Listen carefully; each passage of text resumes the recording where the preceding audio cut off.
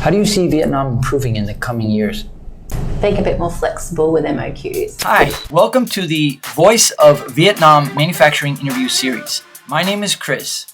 I'm a sourcing expert that's been living in Vietnam for the last 10 years. Today, allow me to introduce you to... That's something, even some of our customers that are moving maybe from China to looking at Vietnam still find MOQs here high, even our MOQ high. Saying, well, I can get that in China, like I can do 100 pieces in a lower price. So I think there's not as many options here as for smaller numbers. Just I think because China's been doing manufacturing for a longer time, it is geographically a larger country, so they can grow their own materials and produce from raw materials. As Vietnam's a lot smaller, so there's not as much space to do that, and population as well. So I think that a bit more flexibility and a bit more few smaller factories and companies opening up that can do that and offer high quality trims. I mean, there's still some trims we can't get here.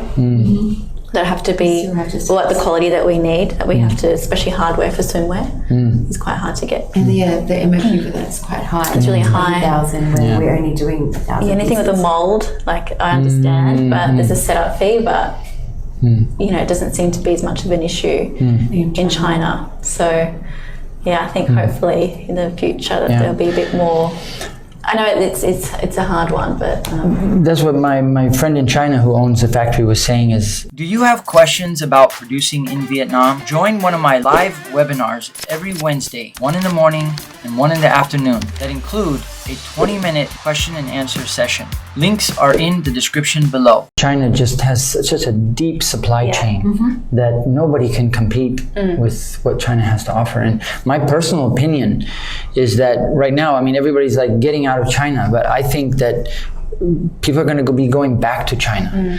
It all depends on what Xi Jinping does and how China evolves in the whole world situation. But China is number one and has the potential to continue to be number one for a very long time.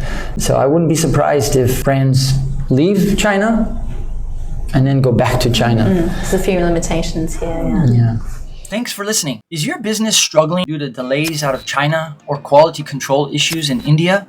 When is a good time to get on-the-ground advice or factory introduction from an expert in Vietnam? Schedule a one-on-one chat with me, or let's meet for coffee in Ho Chi Minh City. And remember, thoughts are things, and where there's a will, there's a way.